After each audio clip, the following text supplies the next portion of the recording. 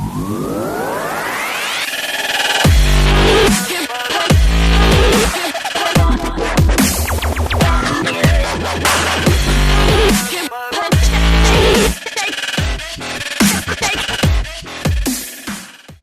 ladies and gentlemen, and welcome back to Squire Syndrome Podcast. I hope you missed us. We took a week off. Kiss my ass. I'm Ben Gillen, your host as always. Welcome back to the best podcast about TV ever. So always, I'm joined by a man who really hates me now. He's had to watch 144 episodes of Buffy the Vampire Slayer for this week. It's Tom Hill. Fuck you, Ben. And I'm joined by a man who the term fanging and banging is his just normal, even if it's not Halloween. That's how he gets his girls. He's still a virgin, by the way. It's Tom. It's Troy. Salmon. You better tell me, oi! Banging and banging, banging and banging. That's what we do out here. That's what we do. Because you're a rapey dude. That's what we do. That's what we do. Loving it. And we are back this week. We have taken some time off. So, JC from Washington, Chris from Birmingham, Adele from Australia, Sydney, Australia, Hiroyuki from Sendai in Japan. There's loads of people. I can't read all these names. Where the F is the podcast, basically? Where have you guys gone? We took a week off due to circumstances. We just couldn't all get together. But we are back now. We are ready to go. We are gunning for it. Yes, we are here for your viewing pleasure, my beautiful people. And we're really cool. So we're going to do Buffy the Vampire Slayer 2 weeks late because that's how awesome we are. And it's totally missing Halloween. Me too. We're cool like that. Really, really, really late. So this is a show that I wanted to do last year, but they all shouted me down to do True Blood. This year I get my vengeance. So, Buffy the Vampire Slayer. First of all, how are you guys? True Blood, baby. I totally should have said Troy Salmon. I'm drawn by Troy Salmon, a man that would look up Sarah Michelle Gellar's very tiny skirt in season 1. What? I mean, everyone did, not just me. What are you talking about? Yeah, let's just talk about that. That is the first thing we're going to talk about. Sarah Michelle Gellar's tiny skirts. Anyway, no, we're not going to do that. So today we are going. How are you guys anyway? First of all, before we even start anything. Yeah, feeling good. Talk about Buffy the Vampire Slayer. Yes, one of my favorite shows of all time. Love it. God, love it. What about you, Tom? Yeah, not too bad, man. Not too bad. I actually did enjoy rewatching Buffy, in fairness, but it's a good show. Just a bit long. But I had to do it in a month, and so that was fucking. Yeah, I was fried. I was fried.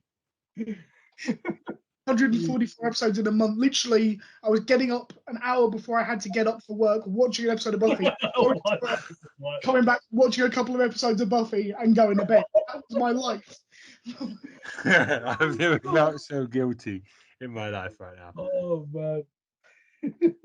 Because I feel like Tom has had no social life because of me, which is really sad. Literally, you killed us. You killed us, man. Literally, I couldn't do anything. I was literally tied to my computer screen. Literally, to my house. You too, Troy. I couldn't go anywhere. I was like, damn it, Buffy. Everyone was like, am I the only one that remembers most of Buffy the Vampire Slayer? I remember most of it, but at the same time, they were like ringing me like, hey, Troy, you're coming out. I'm like, nah, episodes. Podcast. Yeah. I didn't realise how much I actually did remember of it until I was exactly. Then I'm picturing in the middle of episodes going, that's going to happen. Yeah. Like halfway through the episode, I was going to go, oh, he's going to turn out to do that. Shit, how the hell did I remember that? I'm like, oh, yeah, I remember that bit. Oh, yeah. Come back to you. Okay. So we're going to get into it. Are you ready? Yes. Yeah. Wikipedia, stick your £2 up your ass. Sorry. Anyway, so I've also read the comics past season 7. So you read the comics as well? Okay. I read season 8 and season 9? Yeah. I read a bit. How was it? How do I say this? Not great. Ooh, not great. It went on too long, then they brought Angel and Faith together in a spin-off, and it was just a bit weird. It didn't work. But we'll talk about that later. So, not to put a downer on this, but I should have asked you guys this off air. Are we going to acknowledge the stuff that's been going on with Charisma Carpenter and Josh Whedon in the last few months? I was going to bring up, why don't you tell the viewers, the listeners, what has happened with Josh Whedon in the last couple of years? With basically, back in, I think it was April of this year, Charisma Carpenter came out and said that she had been like fat shamed and body shamed and been treated really horrendously by Joss Whedon, and that he'd fired her from Angel because she got pregnant, claiming that she got pregnant in order to disrupt his filming schedule, stuff like that. Obviously, he directed, was it Justice League? Yes. And a couple of people made complaints about the way he went about things, and then Charisma Carpenter came out and said, actually, he made my life hell on Buffy and Angel. And then loads and loads of Buffy stars have come out in support of her. I haven't heard anyone coming out in support of Joss, to be honest. Yeah. I mean, I think Sarah Michelle Gellar thing was, I'll always be proud to be associated with the character of Buffy the Vampire Slayer. I will not always be proud of being associated with Joss Whedon, was her comment. And I was like, shit, he obviously did something. So why, my thing with this, though, is why do people wait until one person steps forward? This should have been done years ago. I don't know, maybe... Thing is, right, Joss Whedon is a cult hero to a lot of people. He's now a cult cunt. He is a cult cunt, but also Buffy the Vampire Slayer, Angel, Firefly, Serenity. These are all his things, and he is adored for all of them. Some people might think, you know what, people won't believe me because it's Joss Whedon. Everybody loves him. Yeah. But in the last few years, the culture has changed massively. Yeah, rightfully so. And I think it took somebody not bigger than Charisma Carpenter, but somebody who was like a main movie star, turning around saying the way Joss Whedon treated us was shitty on Justice League, has made her go, you know what, actually, he was treating us like crap 20 years earlier. I'm going to tell everyone. Yeah. Whereas up until that point, she maybe hadn't wanted to deal with it and deal with the risk of people not backing her, whereas every single cast member has turned around and backed. I mean, only one or two of them have been negative about Joss, but all of them have backed her in terms of, I'm sorry, James Master Spike, which tells me that they believe her. Which is, exactly. You should have done that years ago, though. So everyone that's got something that they're hiding, just blast it. Stop hiding. Tell people it's early. when you've got one of those secrets, man. It is actually very difficult to say. Trust me on this. I know, but it's very difficult to talk about that stuff. It just feels like they're now all dogpiling when they could have been doing this years ago. I don't feel like they're dogpiling. They're literally just coming out in support of her. I know, but it does feel like they're dogpiling him. You know what I mean? Done this years ago. I support them as well. Yeah, but I mean, the thing is, it's quite possible that a lot of them didn't realise that he was doing that to her. Yeah. Because he may have been careful enough to only do it to one or two people in the cast and away from like the main thing. I don't know. I'm purely speculating.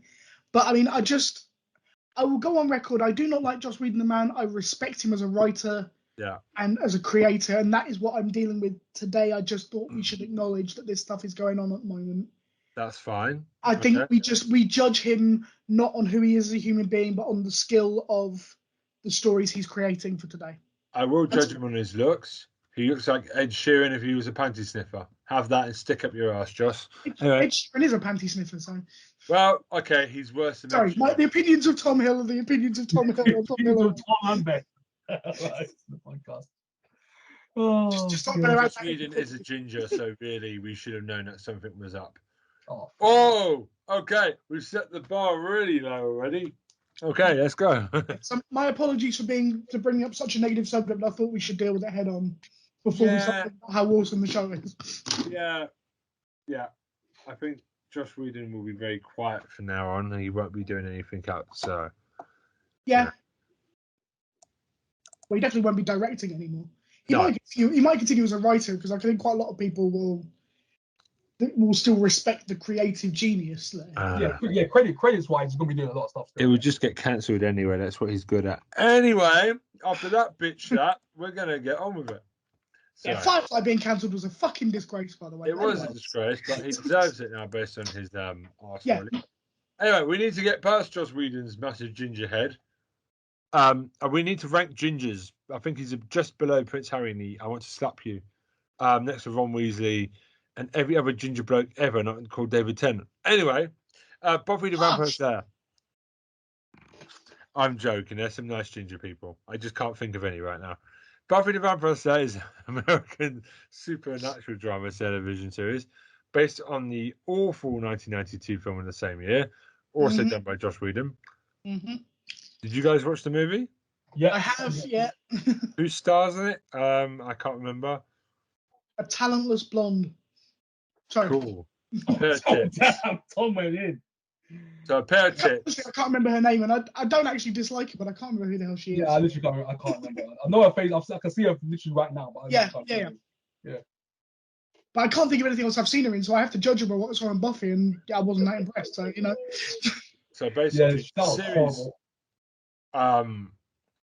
the series premiered on March the 10th, 1987 on the WB and concluded on May the 20th, 2003 on UPM. Mm-hmm.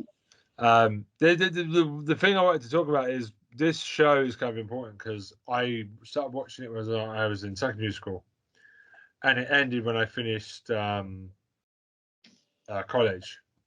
So I did 3 years of college, and it ended in 2003 when I finished college. And for me, this show, being autistic, it always taught me. I just latched onto it because it was an outsider show. Yeah. And it got me through 7 years of it. I grew up with Buffy, so it's a very special show to me, really. Very special show. I grew up as a young adult with it, so I was there the whole way, man. Even when it wasn't great.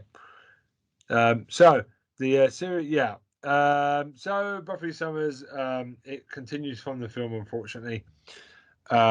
She's the latest in a line of young women known as vampire slayers or simply slayers. Yeah. Basically, slayers or the chosen ones are chosen by fate to battle against vampires, demons, and other forces of darkness, and their monthly periods. Stop that, Ben. Buffy wants to live a normal life, but as the series progresses, she learns to embrace her destiny. She's aided by a watcher who guides, teaches, and trains her, which is the amazing Anthony Stewart Head, who's Giles. Giles. And if you remember, this is where he left Jonathan Creek to come over here. So, bastard. Unlike her predecessors, Buffy surrounds herself with a circle of real friends who become known as the Scooby Gang. Mm-hmm. It's massive. It got a spin-off of Angel a couple of seasons later. Mm-hmm. It's insanely amazing. It influenced Russell T Davis's reboot of Doctor Who. Absolutely, yeah. Hundreds of tiny products. It gave rise at the time when it was coming out. It came out at the same time as Xena, La Femme Nikita, Dark Angel, and it inspired Alias. It's and many others as well. It's a big show. It was the first time you had a strong female lead, for me anyway. I got to Xena later, and it was really good. The first season. Should we start from season 1? Yeah, can do. Yeah. Okay, who wants to take it away first? Do we want to do it by character? Let's do it by character. You can do it by character. It's going to be a bit easier if you do it by character, guys. Because then we can just do their whole for the whole arc. Yeah. I think this is how we're doing these specials now. It's just a lot easier. So, quick question with that then. Yeah. Obviously, with characters, we're going to talk about Buffy, Willow, Xander. But where do we draw the line with? Because some characters are main characters some of the time. So you've got characters like Oz, who I absolutely love, but are we going to spend much time on him? That's kind of my question here. We're going to start. We're just going to go through the list, and then we'll come to the side characters on the way as well. Do you know, was he a side character? I thought he was a fairly essential character for at least a season. But anyway, we'll go through the ones that were there for the first 7 seasons, and we'll work our way down. How about that? Okay, yeah. No, I mean that's that's the clarification I was looking for. That's what I was trying to say. My brain is not working today. But, But okay. Sarah Michelle Gellar, who plays Buffy Summers. So obviously, season 1. Let's be honest, short skirts. Hello there.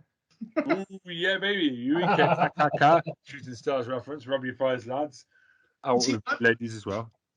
See, I've already said this to you guys previously, and I probably said it on the podcast. 1997, I was what, 14, 15 years old. So Sarah Michelle Gellar in short skirts at that time was fucking brilliant. Yeah. Watching it back now as a man in my late 30s, even though I was at the right age at the time, I now feel incredibly dirty for watching Sarah Michelle Gellar in those tight skirts and all of that. That's part of my problem, is that I remember at the time it was perfectly reasonable for me to enjoy that stuff. And even though I know that she's aged just as much as me in my head, it's still kind of like, yeah. Yeah, it's the whole Hermione question from Harry Potter, isn't it? When is it okay? Yes. Which is always a god. The way they treated Emma Watson was fucking ridiculous. The media. So anyway, the sorry. Austin twins were made legal. There was a big countdown. That was creepy. Yeah, fucking countdown to her 16th birthday. What the fuck? Honestly, that was a moment. If you don't know what that is, go and read that on the internet. That was a moment in time. Anyway. Honestly, how horrendous is that? Oh, hilarious. Anyway, they look like prostitutes anyway, the Austin twins, so it's fine. Anyway, the best one's working in Marvel now, so the other two can fuck off. Anyway, so basically, I remember the promo shots of Michelle Gellar. Like the skirt, literally, you could see her butt cheeks nearly. It was ridiculous. Laying on a rock with her skirt almost, you know? That was riding up. Oh, Catholic schoolgirl chic. What's your problem? I've got no problem with it, but wow. Anyway, so popping boners left, right, that was part of the thing of the show, is they wanted to get young men watching the show. Yeah, that fashion was So yeah. So I can understand why they do it. But... Let's go through her relationship. So season 1, she's Angel. She loves Angel. So should we talk about the Angel Buffy relationship? Are you what did you guys think of it? Because he's like an anchor.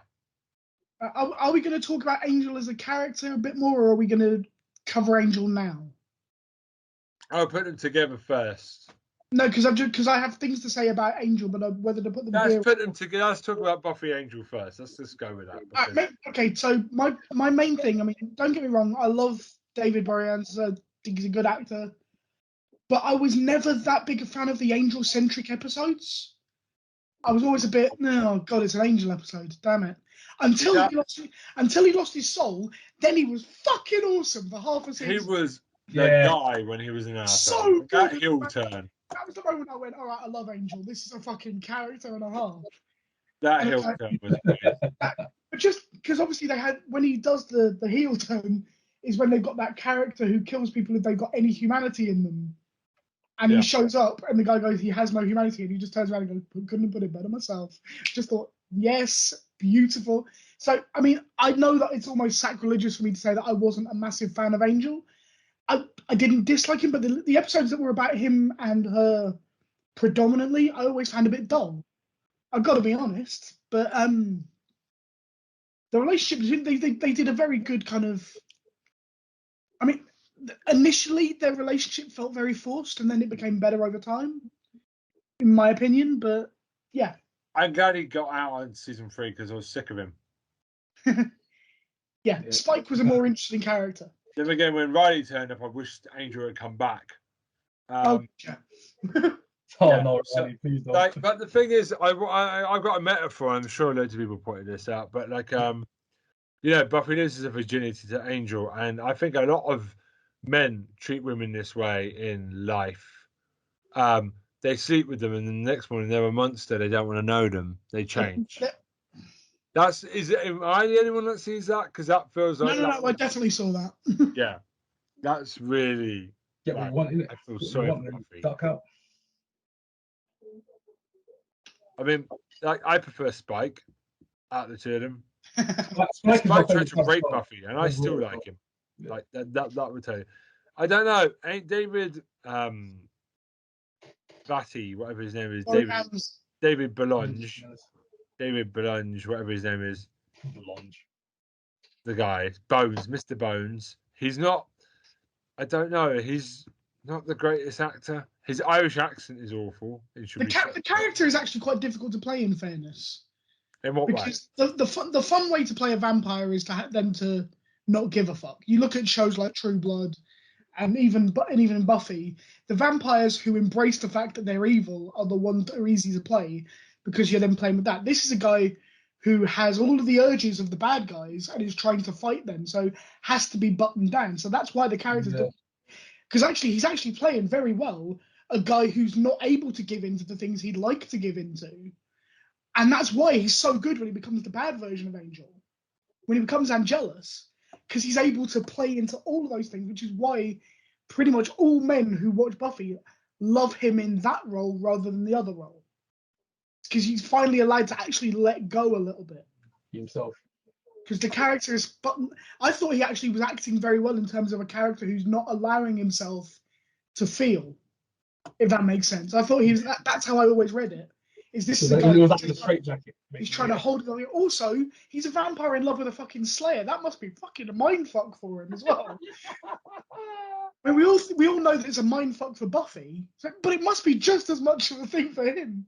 This man spent 200 years killing fucking everybody and going fighting vampire slayers. Suddenly, he's Yeah, you're gonna see a lot of that with Spike. That's for sure. I thought he actually acted it very well, but I've never really watched Bones, so I don't know if it's just the same character over again. But yeah, he's all right in Bones. He's okay in Bones. It's not too great, but it's all right. Quick question, and this is a slightly controversial. How do people feel about the TV show Angel comparative to Buffy? I never watched it. Angel, I've seen all the Angel. I would say arguably it's actually a better show. Okay. In its whole makeup, it's actually, but it has the advantage of it's got 3 seasons of build-up from Buffy. Yeah. So they need to develop all those characters. You've got characters already. You've already got your jumping off point, so they don't need to do all of that build. Yeah. And it's Angel is much darker than Buffy. Yeah. Which works well for the character of Angel, if that makes sense. More cohesive story-wise. I mean, I suppose the closest thing would be it's a bit like season 6 of Buffy, but permanently that kind of dark level, where Buffy was slightly lighter apart from season 6, which was fucking dark. That's a good comparison. Yeah. Yeah, Angel is constantly at the kind of level of season 6 in terms of the darkness it goes to, but its main character is a fucking vampire, so it suits far more, if that makes sense. But yeah, I was just interested because I think arguably Angel is actually a better TV show than Buffy. It is. A better show, yeah, wise, but yeah. But Buffy is a fucking cult classic. More fun with Buffy though. Angel's a better show. Yeah, I'm glad you agree with me, Troy. Yeah. I'm actually rewatching Angel at the moment. I didn't watch Angel because I hated Angel. So see, that's why I initially didn't watch it, and then somebody said to me, "Actually, no, watch it." And I was like, "Okay." And I realized that him not with Buffy is a much better dynamic for him as a character. Even Alaska Dusku going over there couldn't make me go and watch that show. Yeah, but even her going over there didn't make me want to go watch the show. I was like, yeah, no, Angel, blocker, yeah. But, right, you remember in season 7 when Angel shows up? Yeah. And he's far more kind of sassy than he'd been in previous seasons. Yeah. That's him in Angel. So kind of, I liked him as the good version of Angel, but with a little bit more attitude to him, which he kind of built through the series of Angel. So it's, yeah. But yeah, that was a complete aside. I was just interested because I know some people will think that I'm being blasphemous for saying this, but nah, not blasphemous. Nah, just a personal thing of I thought Angel was actually an incredibly well put together show. Yeah, true fans will know what you're talking about. Yeah, or both. Anyway, yeah, sorry, Ben. We're talking about season 1 of Buffy. We're talking about Buffy. No, that's okay because I'm glad you brought it up because at the end of the day, we do kind of need to talk about Angel, but you know, Buffyverse, yeah. Yeah, the Buffyverse, and Angel can still kiss my ass. So basically, sorry, I'm sure he's a nice guy. He seems like a nice actor, very nice to the fans. You just can't act. Anyway, so like, I found it brought the show down a little bit, the cheesiness, but season 2, Angel being a dick was Awesome. God heavenly.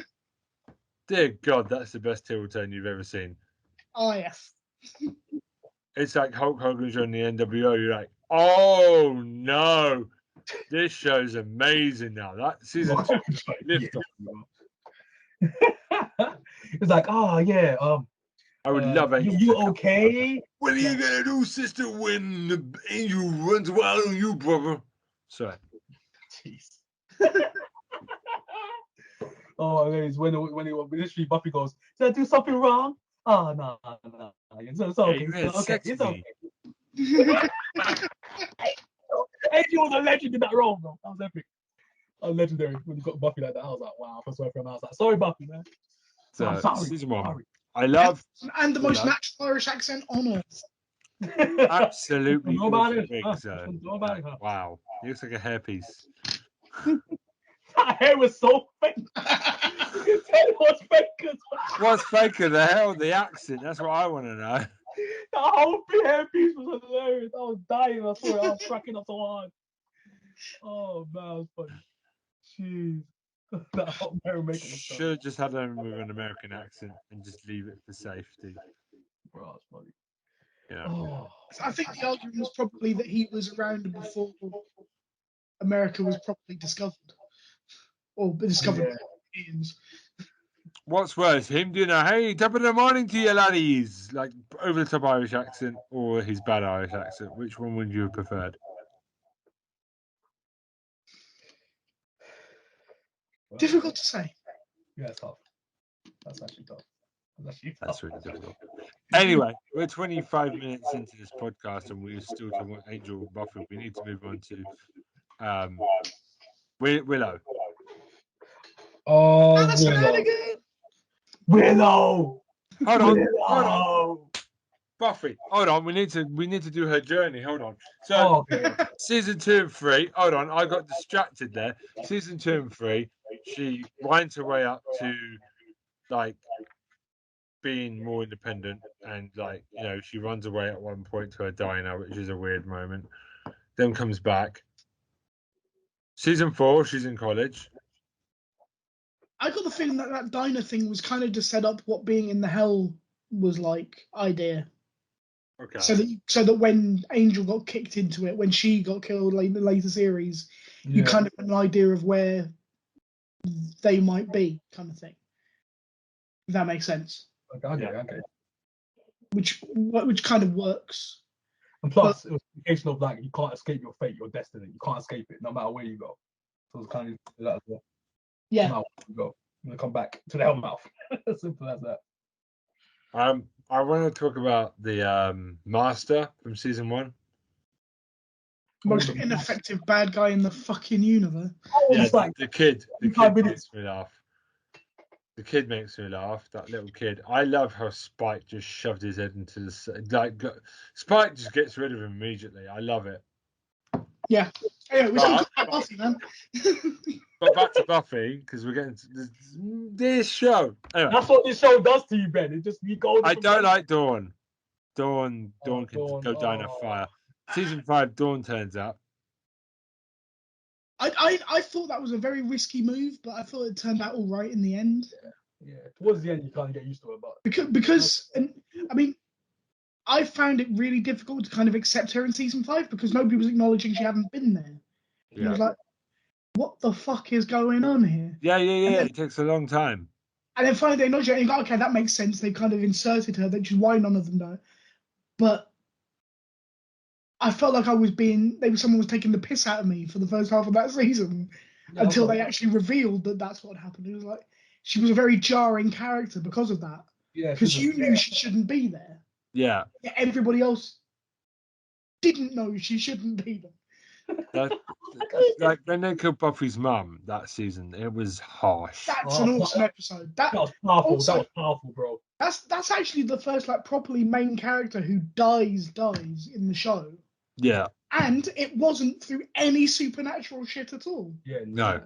I thought that was a very clever move. The fact that she just died of natural causes. The bit where That's a nice touch. Buffy goes into shock and just like is like a child and doesn't know what to do.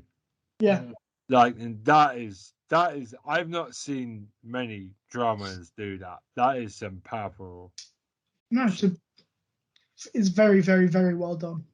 That whole That's episode is amazing. Sun beaming down on her face, the sweat. Oh my god, masterful. Masterful. Yeah. She froze up. I was like, ah. Yeah. No, it's very, very, very well done. So Dawn ends up going out with Xavier, Xander in the comics. Really? Oh yeah, I heard about that. Yeah, I heard about that. Yeah. That's fucked up. Cradle Snatcher. Anyway, we'll get to Xander. So she ends up being like a mother figure to the sister the whole way through, and she ends up being a mother to all the Slayers. I didn't really like all that shit. I thought that was a bit crap. I didn't like that, but I quite like the way they ended it in that anyone who has the potential to be a Slayer now has that potential. I thought that was quite a good because I mean, here's my only issue with Sarah Michelle Gellar is she announced halfway through season 7 she wasn't going to do another season. It's like you're really fucking with the writers here by doing that to them. Because they already had the 8th season ready to go. To announce in the media, I'm not doing another season. He's like suddenly you've got writers having to scramble to find the right thing. And I mean, I'm sure there are a million and one reasons why she did it, and I will never know them. But it kind of gets to me slightly. Well, yeah, probably. But it kind of gets me slightly that she did that. But I feel like they then had to suddenly change tack hugely, and they did a very good job of tying it up nicely with that. It didn't feel like it was really, really forced, but if you know what I mean. My only issue with season 7 is that Caleb wasn't in it more as the baddie. Yeah, the amazing. What's his name? Yes, Nathan Fillion, isn't it? Yeah. Nathan Fillion, yeah. Yeah, yes, the guy from Firefly. Boy, yeah, you're going Buffy, you're gonna kill me. Yeah, there was a bit where he was just turning up in everything. That man, Southern accent. The man's fucking brilliant. I mean, I don't know if I've ever put on a podcast, but I love Castle as a TV show. It's fucking awesome. Yeah, Castle's a great show. Yeah. I don't think I've actually done a proper discussion about Castle. Yeah, we haven't done that. Yeah, exactly. I will do at some point. I keep meaning to. Yeah. It's one of my back pocket ones, basically. Your back pocket ones. Okay. Because I could talk about that without rewatching it easily. So like, I want to talk about. So we covered it. So she ends up being the mother of all the Slayers into season 8 and 9, but also kind of being free as well. The whole point that she's leaving in season 7 is it's no longer just on her anymore. Exactly. Yeah, she has a chance at a life. Yeah, which I thought was quite a hopeful way to end it. But Buffy grows up. I mean, the thing when she dies in season 5 and comes back in season 6, she's very difficult to like because she's been ripped out of hell. So you have that whole concept of you've been ripped out of heaven. Ripped out, heaven. Sorry, and she was happy.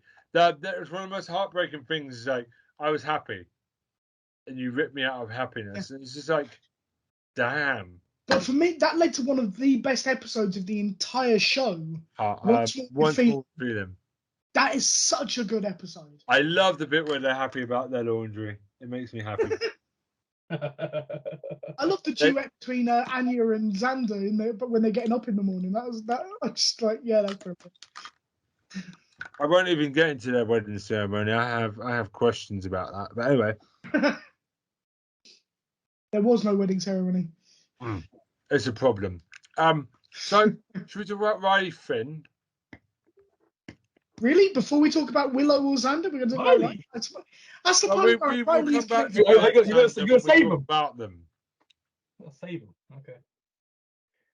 We'll talk about Willow and Xander when we come to them. But I want to talk about Riley because he's only here for a short time. Soldier boy. Not a bad character. Not a massively brilliant character, but not a bad one.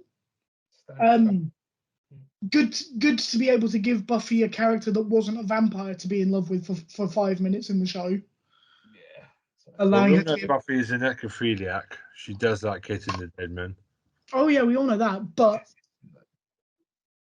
I mean, the only thing that stuck out to me was one line in one episode where he was talking about how much he loved her, and him saying that she doesn't feel the same way about him. And I thought, okay, this guy actually gets it far more than I'd realised. This guy knows that he's not the love of her life. He's just enjoying being along for the ride right now. Yeah. And I love his descent as well, knowing the actual vampires are biting him. Got to see this vampire den. He's just like, she don't love me. Like these vampires do. They need me. They need me. I love that stuff, man. Riley was just like, I love that, man. It was deep. It was deep. Yeah. What they gave him. He's a slightly vanilla character, but and he's interesting but vanilla at the same time. In ways, yeah. I want to talk about Spike. Oh, straight to Spike. Oh, my favorite character, Spike. Because Spike and Buffy being in love is interesting, but I still can't get over the rapey scene in the bathroom. Yeah, that's a difficult scene to watch, actually, which is a sign of how well done it is. That was... Because that is difficult to watch. Yes. Yeah. What do we think about that relationship? Because this man tries to get his soul back for this woman. It's like deep. Yeah, which is insane. Him with a soul I actually kind of like, because he was still a dickhead in large proportions. Yeah. For large periods. He didn't try and just be a good guy all the time. He kind of accepted, I am a dickhead. Yeah. But yeah, I mean, I hadn't realised that he was actually sired by Drusilla. I thought he was sired by Angel for Drusilla, but yeah. In my head, that was the combination of the relationships. But it made more sense actually that Drusilla would be the one who sired him. A triple threat. Yeah. But also his reasons, that episode with his mum. Yeah. And the trigger tune thing that the first evil was using to make him do stuff. Yeah. That was a brilliant episode of how showing you just how much a vampire isn't the person they were, kind of thing. And it's like, I thought that was incredibly well done, and also made him into the character he is of being slightly needy. Because you look at him, he's slightly needy with Drusilla. He's slightly needy, very needy with Buffy. He was needy with his relationships with women are actually not healthy. He is needy in all of them. I love his relationship with Dawn. It's like a big brother, little sister. Yes. He's a complex character. In the comics, he ends up hanging out with ants. Some vampire thing. What do you mean? He dies at the end of season 7. No. He comes back. They reincarnate him. No, I knew he came back because they brought him back for Angel. In Angel, yeah. Yeah, but they brought him back again in the comics. He's hanging out with some guys in the ground. Yeah, no, they brought him back for season 3 or season 4 of Angel. I'm talking about the comics. Yeah, but that's why he'd be alive in the comics. I've suddenly realised he could then be alive in the comics because they brought him back. Canon. You know why they brought him back? Like, they needed him because Angel apparently the ratings were going down, so they needed him back. But it was a mistake to bring. He had the perfect ending. Yeah. A character who's a dickhead choosing humanity over himself. Yeah. That was a brilliant ending for that character. Why bring him back? I know. Why dilute? Because the people, the producers, they needed him back because they weren't going to get any other season, so they needed Spike. You know, like, because Joshua was like, okay, why don't we do this, we do that? No, they were like, no, just get Spike. So then he goes, I mean, Spike was a massively popular character as well. Yeah. Nearly got killed off several times over the course of the. Josh Whedon has said that he regularly thought about killing off Spike at the end of seasons, and then every time. Bro, he hated that character. He's like anyone who's an anime fan or a manga fan. In Dragon Ball Z, the character Vegeta, that's basically what Spike is. He wanted Vegeta gone, but the characters brought him back. They were by popular demand. They brought him back. That's basically what Spike is. Yeah. So that's basically what his character was. He's so popular, they had to bring him back. Even though I the think main he was character only intended as a great. one-season character originally. Yeah, Joss Whedon hates Spike. He hates His Spike. entrance was season 1. 2 is very Lost Boys. Yeah, it was Space of Lost Boys. It's Yeah. Lost Boys with with Yeah. a little bit of Beetlejuice going on. Yeah. With Drusilla. Yeah. You can't tell me that's not Lost Boys meets Beetlejuice. Sorry. Even his look. My biggest problem with Drusilla is that accent. Come on, That's Spike. awesome. Spike. So, I mean, I'm from London town. James Mary Marsden's Poppins. accent is not that much better, but it is at least consistent. Oh my gosh. I love Drusilla. Drusilla's tight. I like Drusilla. I like Drusilla's tight. I like Drusilla as a character. Yeah. But that accent just annoyed me. Like, oh my god. That's It was slow. worse than Angel's Irish accent. What's worse? No, there's no way that's worse. Yes, and There is yes. no way, Tom. No, I'm not giving you that. There's no way. At least you horrible. recognise that Angels was supposed to be Irish. I was sitting there going, is this a Canadian? Is this an Australian? What the fuck am I dealing with? At least Angel's accent was very soft compared to Drusilla's very strong Cockney, whatever it was. Well, she's supposed to be. I'm offended by it. Sort of Cockney, but that would be a disservice to Cockneys. Yeah, old Oliver days. You know, Oliver days. Anyway, yeah. So Spike, I don't know where he was in season 10 because I didn't follow it. In which season? Season 10, which is in the comics. I don't know. He doesn't really turn up. But I can tell you, Angel ends up teaming up with Faith in their spin-off comic. Okay. And they go to London and start beating up demons in London, and basically. They don't do the sex. They're just best friends who argue a lot. It was quite fun. Okay. Faith's an awesome character, but they didn't really do much with Angel, basically. So we're going to come over to Willow. Oh yes, yes. We still my beating heart. Willow. Oh, can we just go back to Spike very quickly? I love when Giles and him are pretending to be dad and son. Yeah, when they've all lost their memories. Yeah, we have to talk about that. Oh, Spike's. Oh no, Spike. Oh man, remember that time when he's talking to Buffy in the church when his mind was going funny? Oh man, you got his soul back. That was that monologue. That monologue when he's just on the cross, burning. Oh man, that's my favorite scene out of Buffy. That's it. End of. And Spike talking to Buffy in the church. That was it, bro. That was it. Perfect. Oh, first resistance. Creme de la creme. That was amazing. Also, how he sold that leather jacket was really cool. Oh, leather jacket. The Slayer's jacket. It's amazing. Yeah, because DB Woodside, being in the final season. Yeah. Yeah. It's kind of cool. Okay, so we're going to go over to Willow, who starts off being a very sweet nerd. Very sweet nerd. Very friendly, best childhood friends with Xander. They have that weird moment where they kind of kiss. Mm-hmm. It's a bit weird.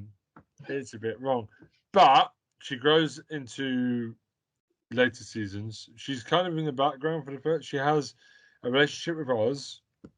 Yeah. Seth Green, who is also awesome dude. Love Seth. Seth's the man. Yes, Tom. No, just saying Seth Green is awesome. That was all I was saying. Crazy, yeah. Okay, cool.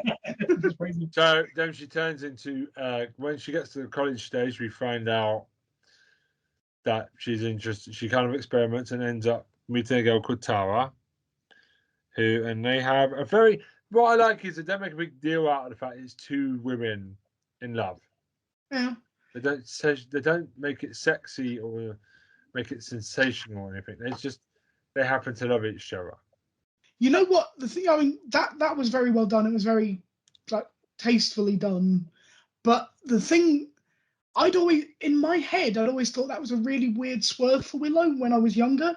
But then rewatching it, I realized that you remember there's the 2 episodes where she's the vampire version of Willow. Yeah. Yes, there we go. Yeah, Oh I know my you're god, going. how sexy is she as a vampire? I know My you're god. going. Anyway, but in Oh, that yeah. in that second one, when she comes across from the thing, and she's obviously involved with Xander, but is quite happy to be with anybody. Yeah. And when she's been sent back, Willow sort of says that, makes some comment about it. I think she was kind of a lesbian. Yeah. And I'm not a lesbian. And it's like, and I'm not a lesbian. But no, but the thing was, she goes, I'm not a lesbian. And someone goes, oh well, becoming a vampire takes away your personality. And Angel goes, well, actually, and somebody shushes him.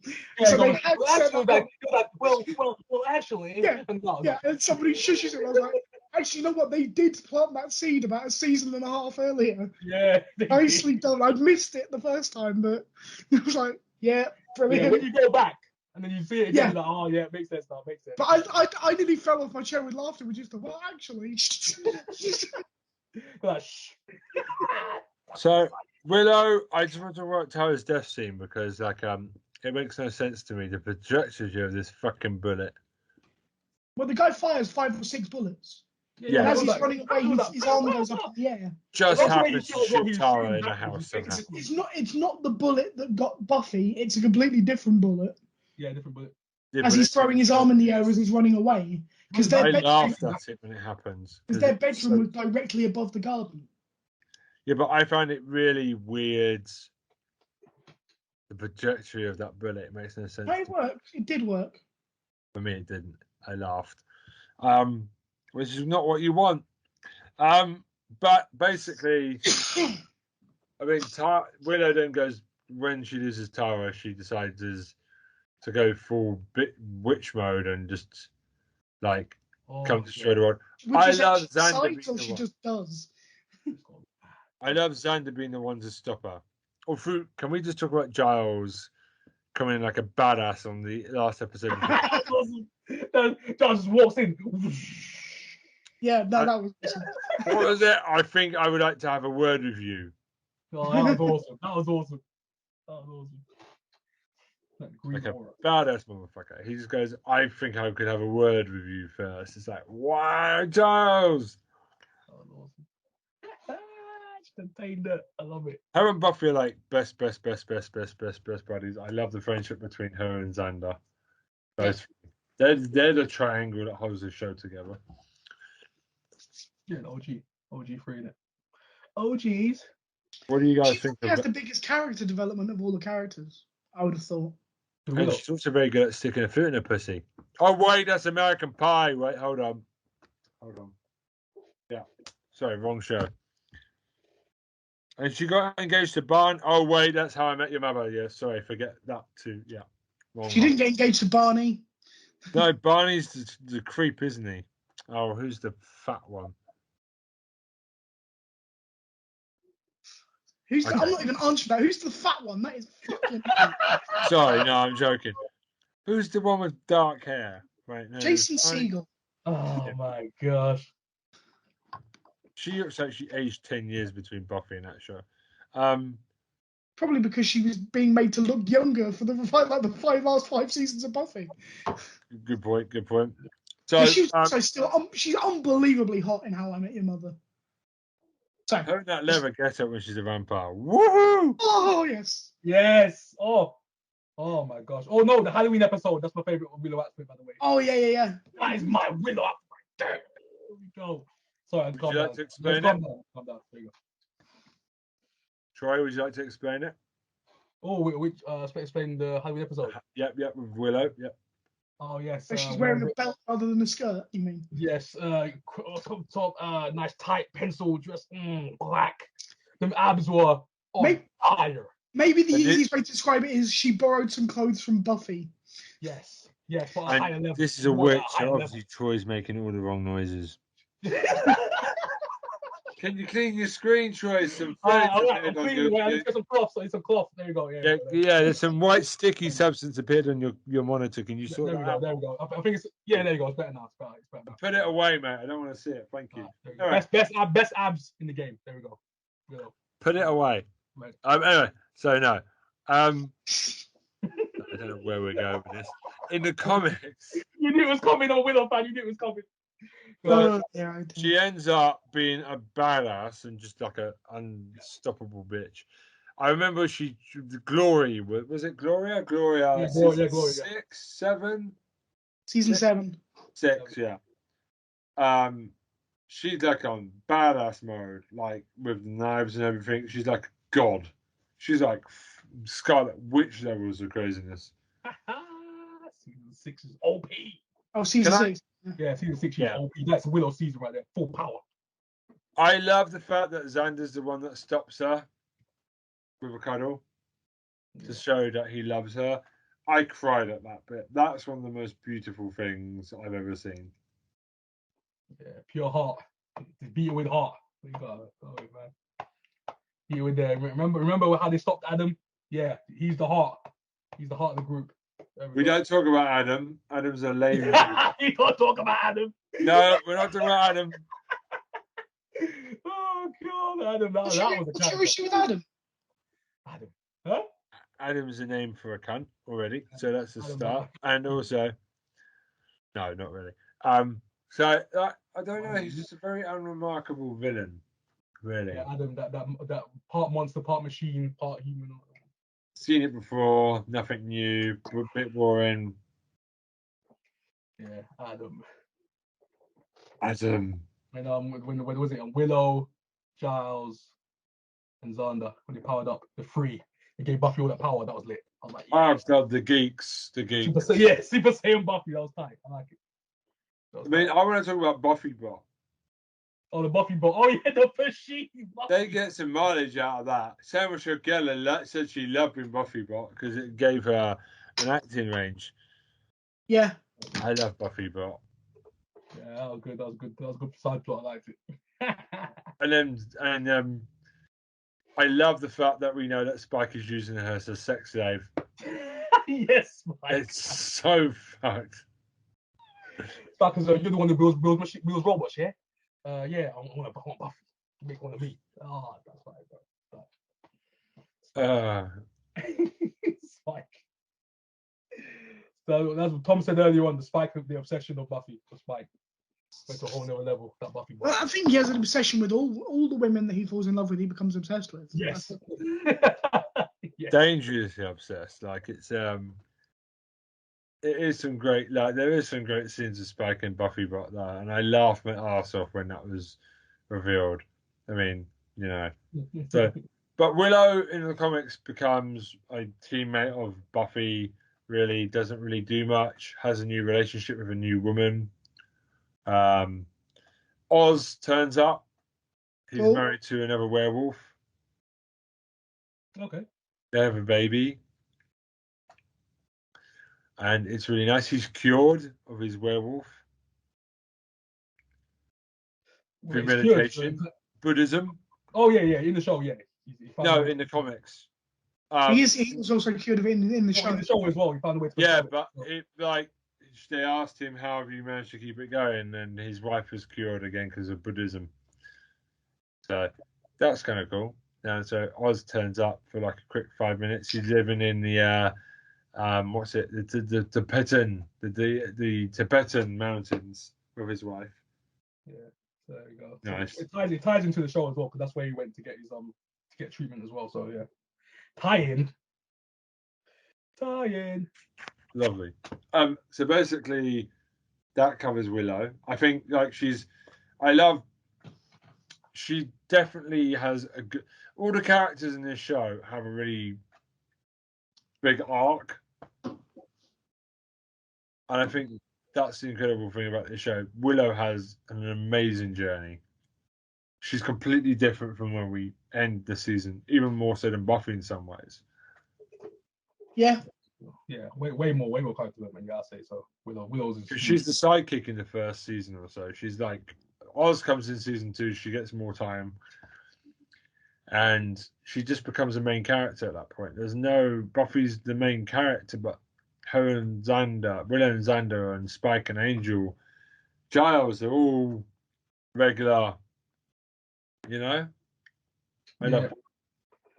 I love the difference as well because Willow's technically the softest of the group, but at the same time she could kill all of them just if she wanted to. she's the strongest in the group at the same time. So it makes sense. That's it. I like that. I like that dynamic. So we come on to Xander, my boy. Xander. Some of the best lines have come from Xander. Yes. What are your best Xanders? Man, I literally wrote some freaking quotes down here. I'm literally trying to find them. Come on, Em. Damn it. No, I'll let you go first. I'm gonna go find them. I've got none. I literally wrote them down here. I literally wrote them down. I literally can't remember. Yeah, go ahead. I'm trying to find them. My favourite Xander moments is him getting off with Cordelia, which I never saw in a million years happening. That's quite funny. No, Cordelia. The whole Cordelia and Xander dynamic was awesome, man. I loved it, man. Them two, the sarcasm of that Cordelia. I love it, man. I love when there was two Xanders. Him and his twin brother. Him and his bro. Him and Anya is quite an interesting concept as well. Yeah. I don't like the wedding episode where they didn't get married. That was a bit of a shit episode. It was one of the worst episodes of Buffy by a mile. Oh, yeah.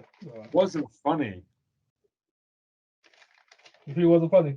And he nearly got eaten by his teacher, who was a grasshopper or a locust. Oh, the praying mantis. Praying mantis. There you go, praying mantis. That's what I was about to say. Then again, he lost his virginity to Faith. You lucky bastard. Sorry. And she just kicked him out. That's one of the funniest things. It's just she throws him out with his clothes. That is proper funny. I'm sorry. Xander did okay for himself in this show. I don't like Xander. You're like Xander. Oh snap! I don't think he's actually that good a human being. I think the number of times he acts like a total dick, and then just because he's a little bit witty, he gets away with shit. I don't think he has as much character development as other characters do. The few times he gets the opportunity to truly develop as a human being, he runs away. Don't get me wrong, he obviously cares about Buffy and he cares about the family. The fact that he ends up with Buffy's sister just confirms to me what a fucking douchebag he is. Yeah. I mean, I don't dislike him. I'm just not a fan of the character. He's more self-serving than any of the other characters. Well, Dawn turns into a horse at the start of season 8. So, damn, a horse. A centaur. Nice. But, yeah, I mean, do you know what I mean? The guy, his motivations in most of the seasons are self-preservation over anything else. Yeah. Yeah, he goes out, he does a bit of hunting, he does that kind of stuff, but... He's always complaining. Yeah, he's more interested in protecting himself, whereas Willow is selfless for a large part of it, which is why when she goes off the rails, it's such a major thing. Exactly. Because she's such a selfless character. He's always looking like he's ready to run as well. Yeah, that's why I don't like him. But I also find him very funny because he's got some cracking one-liners. But the Snoopy dance. Sadly, his best bit of acting in the whole show was in season 1 with that jackal episode, the hyena episode. Oh, that was tight. Yeah. That was fucking quality. Yeah. The jackals. And the teacher, the original headmaster. Oh, I was so glad he died in season 3. Oh. No, the original headmaster died in season 1. Yeah, season 1. Yeah, but the other guy is season 3 when he got killed. Season 4. 4, I was punched in the air. Season 4 when he gets eaten by the mayor. Yeah. Oh my gosh. I was punched in the air when it happened. Yeah, that was a quality moment. Oh my god, that was awesome. Little Napoleon complex that guy has. Anyway. Wait, do you know what that guy was? You know he was, right? Tom probably know. Go on. About what? Star Trek. Oh god, yeah. Think about it. Yeah. Yeah. Can't think of the. Yeah, I know what you mean. I can't think of the name. Right. That's what I'm gonna say. Right, you know, you get it soon. You get it soon. But yeah, that's what I'm saying. So him, I love his character. He's just like an uber annoying headmaster. He's always on their back, like, hey, you're gonna What? Yes. He's fucking fuck. There you go. But yeah, I love his character. Every time I kept seeing him, I'm like, oh my day, Star Trek right there. Sorry, Troy. Didn't mean to shout over you then, but it was just fucking bothering me. That's why I did it. I knew he was gonna bother him. Tom's gonna like, I ain't gonna stop until I get it. I did it, but yeah. I love it. Suzander really doesn't grow that much during the season. He just keeps looping. Yeah, I think that's probably my problem with his character, is that the one time he truly develops is when he gets his character split for a short time, which is good in a way, because it's kind of like, okay, that shows what his potential is. Yeah. And he does take a bit more responsibility at that point, but he doesn't go on anything like the journey that the others do. Yeah, it's true. Not a stronger journey. He's kind of like, oh God, what's the name of the character from Scooby-Doo? The stoned one. Shaggy. Yeah. He's kind of like Shaggy. He never really learns and just wants to run away from shit. Surprised he's not been Shaggy in the Scooby-Doo remakes. He's basically Shaggy. Yeah, you got a point, Tom. He basically is Shaggy. Shaggy. Oh, Carolina. Jump us. Ben, never do that again. Oh my God, Ben. What the heck? Doing it in the bathroom wasn't me. Wasn't me. All right, so we're going to move on from Xander because he's just a skid mark on the show. Damn. We're talking about Giles. Legend! He's got great lines, and the way Angel fucks up his girlfriend, Jennifer, is awful. Awful. Oh, I loved her character. She was so cool. Yeah, she was a good character. I was upset. I was like, oh man, they killed her off. But looking back on it, that was brilliant because nobody saw that coming. Yeah. And it in one moment it showed you just how ruthless Angel was. Yeah, you'd see Angel. Like a bad guy for a couple of episodes, and yeah, he'd attacked a few people, but that moment was the moment when, okay, this guy really has no soul. This guy really is all the bad things that have been said about him. Because Joss Whedon said in his book that he had a character. They're like, "Are you sure?" And he's like, "I have to kill a character." Really? Yeah, and he thought, since Giles hasn't had a lot of character development, how about making him angry at Angel for killing his girlfriend?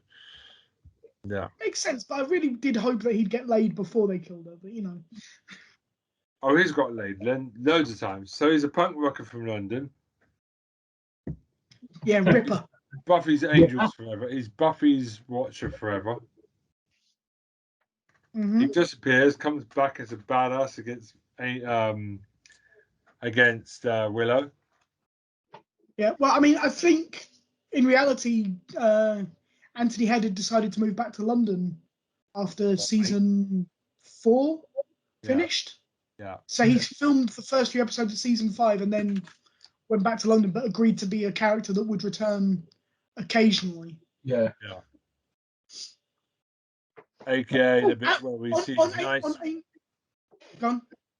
There's that great bit of the opening of season 7 where we open up and we're on his ranch in Oxford, and they actually filmed with Willow and Giles in Oxford, and it's his Anthony Head's actual estate. His actual home. Yeah. Like you get. That is awesome. Also, the fact that they leave in season 7, they leave you wondering whether he got killed or not. Yeah. Because you saw that guy coming up behind him with the axe, and you're like, that was the longest. And then he appears in the next episode in America, and you're like, is that really him or not? And then the entire explanation was the guy's shoes squeaked, and this is how he got out of it. I was like, are you lying? I was like, you joking me? I was like, what the heck? That just made me laugh, man. I was like, yes. He was like this close to his neck. I mean, come on now. You watch that? What the heck are you talking about? I like the father-daughter. So good. I love the father-daughter relationship of him and Buffy. Yeah. It's a really lovely relationship. They have a good relationship. He's got great comic timing, and in the comics, he dies. They kill him off in season 8. Season 9, he comes back as a young boy. They reincarnate him, and it goes wrong. He's stuck in a young body. Oh, fair enough.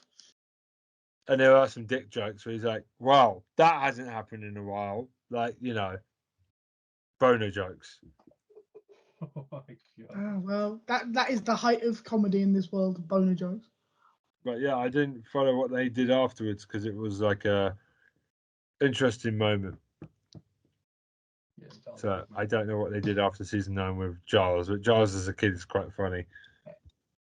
Now, the thing with Giles as well, throughout the show and like throughout the seasons, they kind of play with, is he who he really says he is? You kind of get that kind of sense sometimes. Sometimes he sees his old friend, what's his name? His old friend he sees sometimes. He goes, hello, Ripper. Julian. Yeah, Julian, there you go. And then at the same time, he takes his glasses off. And I'm like, wait a second, does he really need glasses or something? What else he just pretending to be like a flipping librarian? Like, you know what I mean? At times, I'm kind of think, is he who he says he is? He's more savage than what he lets on, innit? He just pretends like, oh, yes, I'm just a normal librarian. You know? He's after time, he's just pretending. So, lesser shows wouldn't have done anything with him, so I applaud that. Yeah, sounds tight. Something like that. I do like when we first meet him, he's quite stuck. He's very librarian-like, and there's not a lot to work with.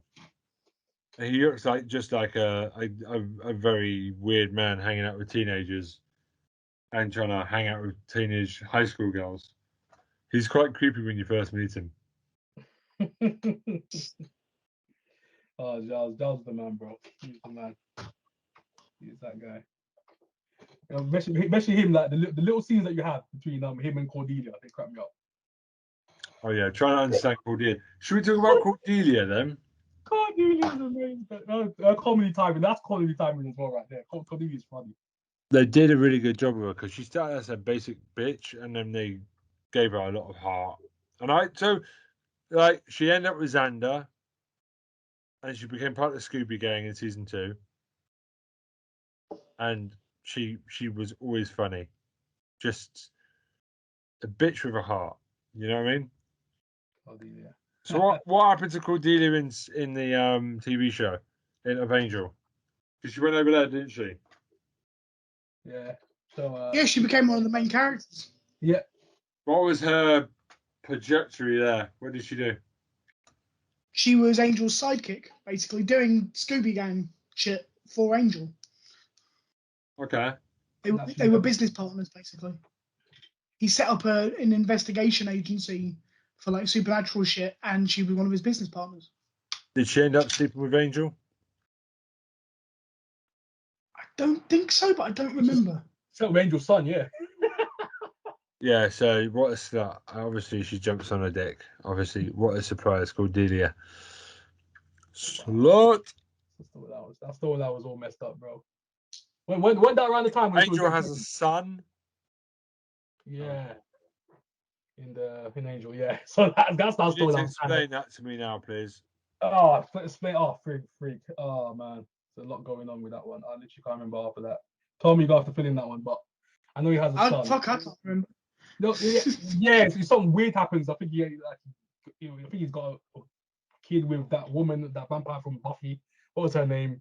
The original. Darla. Yeah, Darla, she's in it as well. Yeah, so she's in there. Wow. She appears. So I think it's their kid, I think. But yeah. It might be. I can't remember.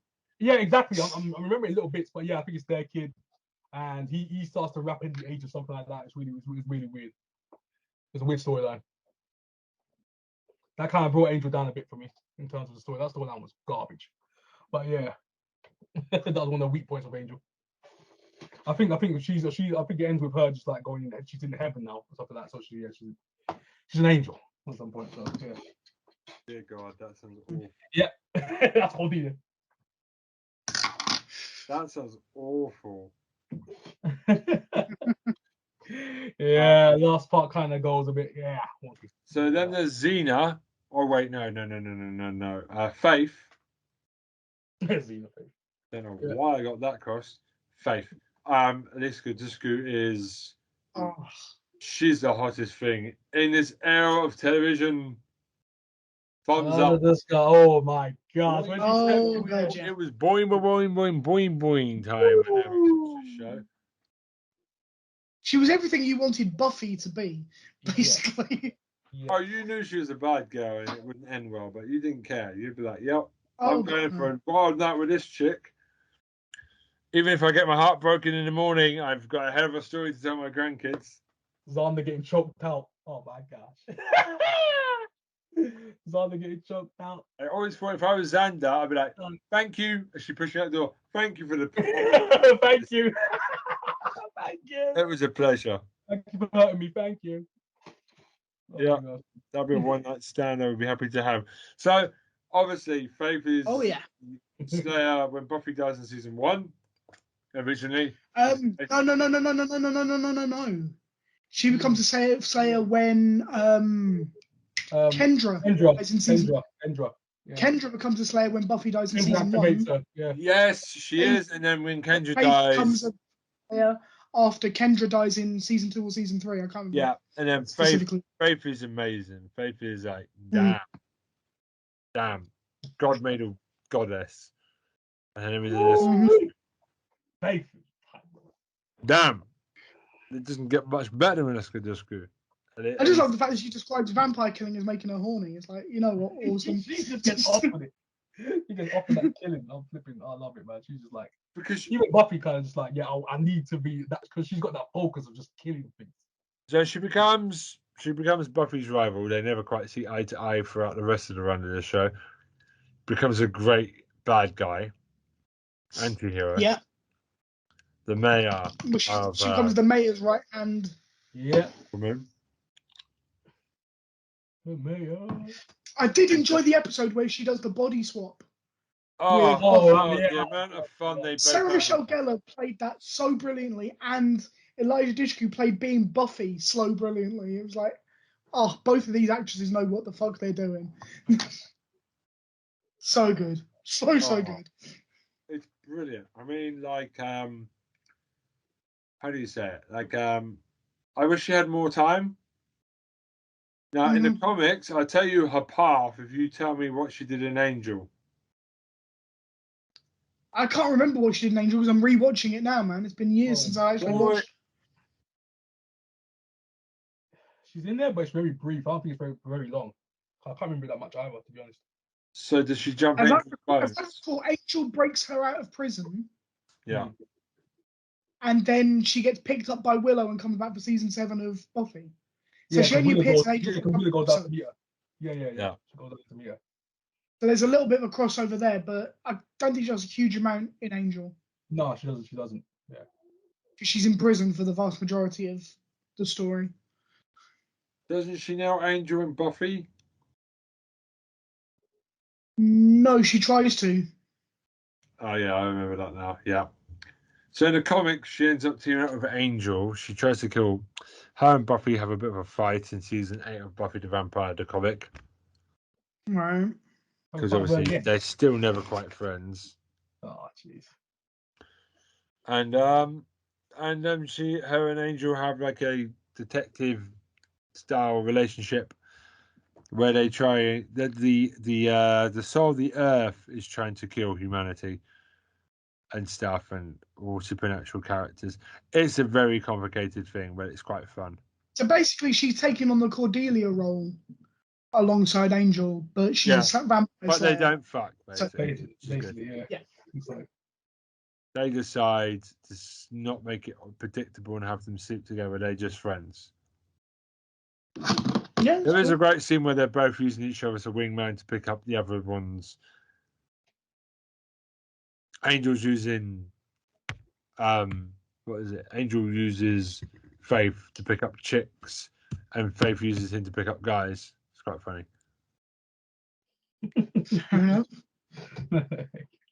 But yeah,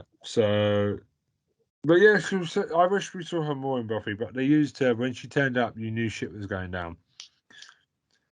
Yeah, she was a character that you knew something big was happening. If she turned up, you know something was kicking off. Yeah, they used her very carefully, and I respect that. Yeah.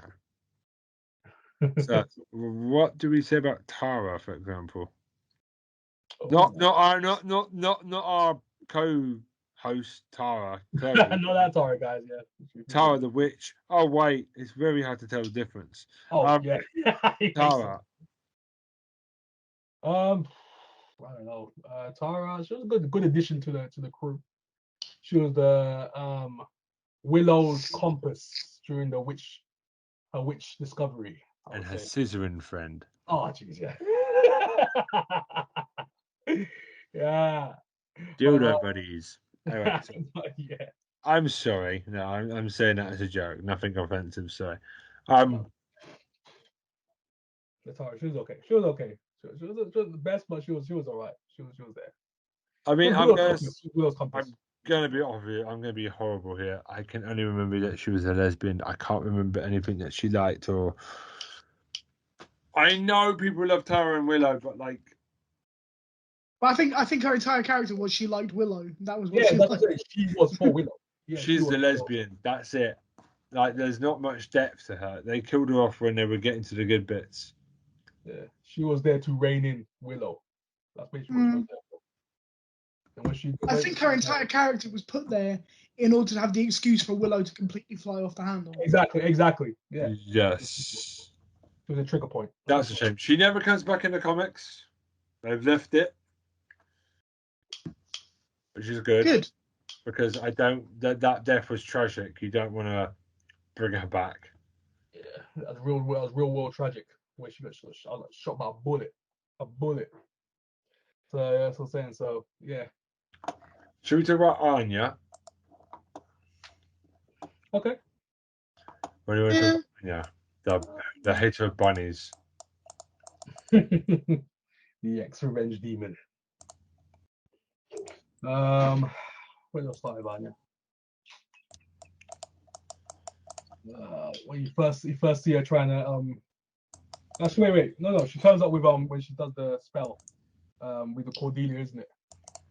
Yeah, when Cordelia and Xander have just broken up. Yeah.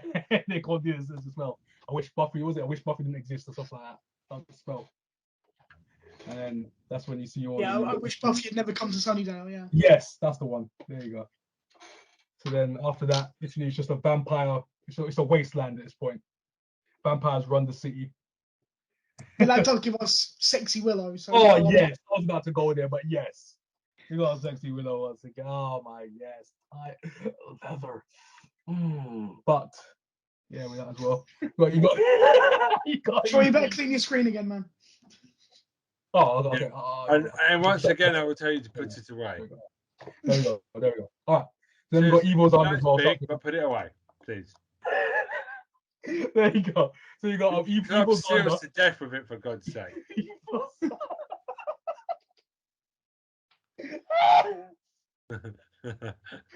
killing me.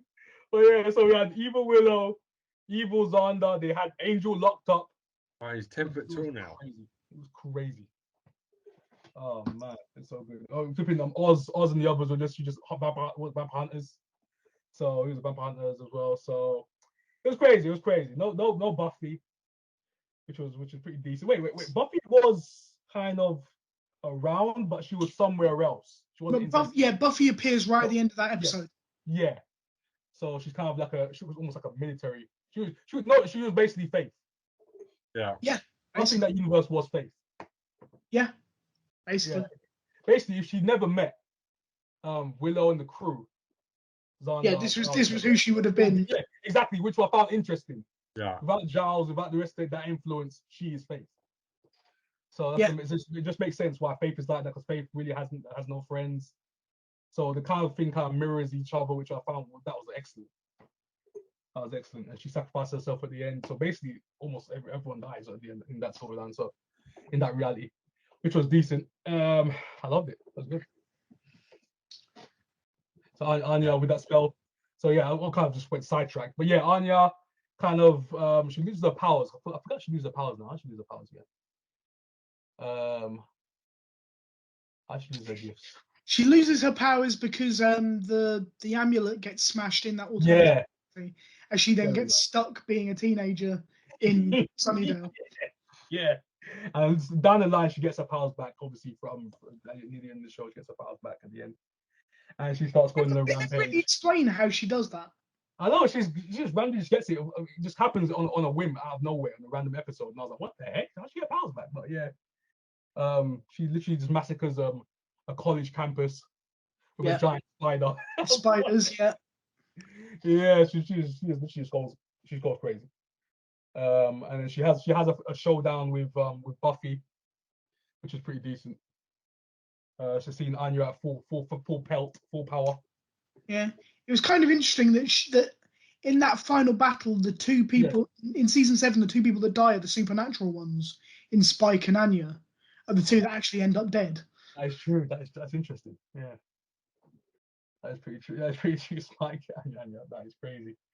What's his name? The guy who's one of the three, the human three, the villains. What's his name? Andrew. Andrew, one of the worst names for a villain ever. Andrew is hilarious. Oh my days, Andrew's hilarious. I was so annoyed when he was the one that survived, and then actually in season 7, he's funny. He's funny. Exactly. I was like, what is this guy doing? I love how he's swimming all the girls, all the slayers, and being a creepy bastard. You're like, yo, Andrew. It's like this is how every day, every morning, because it's recording them every day. Oh, the Spike is like, get that carrot in my face. He does actually appear in Angel as well. Oh yeah, he does. Really? Yeah. He does. Yeah. Starts wearing a leather coat or something like that. Leather coat, but yeah. That's funny. So, let's talk about the nerds from season 4. Season 6, yeah. Yeah, they are very super funny. villains. Yeah, the nerds, the guys that were in the background all the time. I love that build up. All of them, these characters you see just in the side, like in the back, and they just converge to become this super group. I love it. So there's Andrew, Jonathan, and then there's the one who's the proper dick who kills Tara. Yeah, awful douchebag. But the way they treat the girl in the basement is horrific. It's awful. Yeah. Is it what? It's not Warren, is it? It's something like that. Yes, it's Warren. It's Warren. Yeah, I mean, it was kind of amusing that they were the baddies in the darkest season of the show. The most childish baddies. Most human characters. Yeah. I should say the human, the most dark, most evil humanity. I found the nerds were okay for maybe half a season, but I found them being around a whole season was a bit long. Yeah. You know, I get your point. Yeah. So let's go through the villains here. So we got season 1, the Master. Nice idea, but they never did enough with him. Yeah. He looked like He looked like a real vampire, though. He looked like a genetic vampire for me. That charisma, degradation, most holy. Oh, the actor in it is great. He's he's awesome. He's coming off of his, He's just standing around, just feeling the force fields in this guy, and hardly ever gets out. I love it. Just there. He's just there in a bubble, for the entire season. But yeah, it was just there. It could have done more with him, especially. He was an interesting big bad, but it allowed other characters to be the baddie in every episode because they were answering to him, which kind of worked. Yeah, exactly. Yes, he was sending people out doing errands, basically. Yeah, he's in his house. He was a mob boss without actually doing the work. Basically, what it was. So, yeah. Then, so season 2, I suppose Spike is the big bad of season 2. Yeah. And then Angel. Yeah, Spike. Yeah. 2 massive dickheads slapping against. Much like Troy when he talks about a witch. Oh, come on, get that freak out of here. Get the hell out of here. I can imagine if you met yourself in an alternative universe, it would be a lightsaber fight with your dick. To witches. That's just not an image anybody needs. What the frick? It would be Godzilla size. It would be like a flipping kaiju fight. A kaiju fight. It would be like Godzilla versus King Kong up in here, man. It would be like a super fight. my god. Anyway, we need to get this back on track. I don't know where we've gone. Oh, where I went? Oh no. Oh no, where I went? Yeah. Spike showed and up. Angel 2 must have dicked. What was that? Yeah. Oh man, but yeah, Spike shows up, takes over the whole gang, some of the Master's crew. I forgot about that, Mr. Trick. He was a good character, though. Mr. Trick, yeah. Mr. Trick. Mr. Trick, Black Vampire. That was Oh, hilarious. season 3, yeah. Yeah, the Black Vampire. That was hilarious. Oh my god, that's funny to say. He come with Mr. Trick. The big bad in season 2 was the mayor, obviously. Yes, the mayor. Yeah. So you got the mayor, and then he basically gets Mr. Trick to help him out, to take out some of the low lifes. And he's like an OCD germaphobe. He literally doesn't like anything dirty. He's like, oh, wash your hands. Did you wash your hands? The mayor. He's one of them villains. Such a good character, the mayor. He's great character work. Great character work. The mayor. In season 4, the big bad was Adam. We've already discussed. Yes, Adam. Yes. What is the meaning of life? Yes. See, I thought there was actually some potential to that character. They just didn't do it. Yeah. So then he just goes to nothing. He just starts killing people. But yeah, it starts to basically turn most of the military soldiers, fry these people into cyborgs and zombies.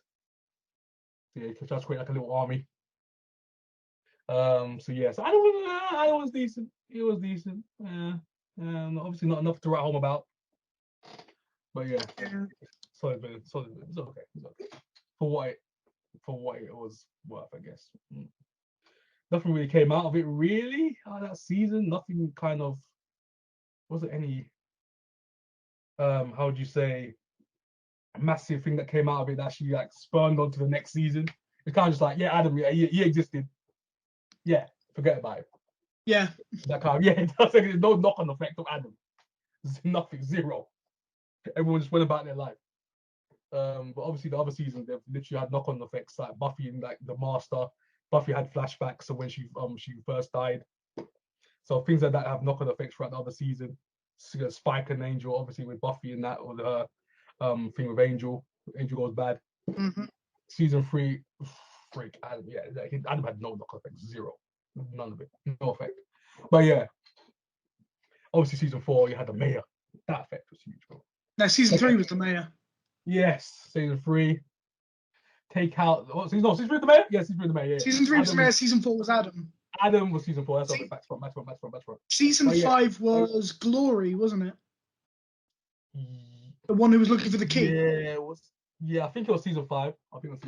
Yeah, the one, because that's the one where Buffy kills herself to save Dawn at the end of the series. Oh yeah, yes. Diving off the top of that thing. Yeah.